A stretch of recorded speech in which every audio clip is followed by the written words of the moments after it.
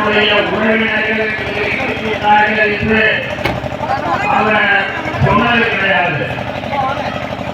சில பேர் இருப்பார்கள், இந்த ஒரு இடத்திற்கு போனவுடனே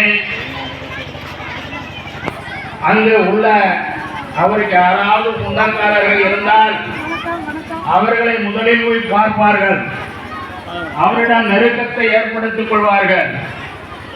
ஏனென்றால்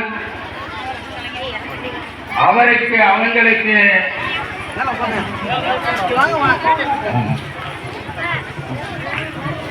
நம்மளுடைய மாவட்ட துணை ஆட்சியர் அம்மா அவர்களையும் கண்காணிப்பாளர் அவர்களையும் மற்றும் அலுவலக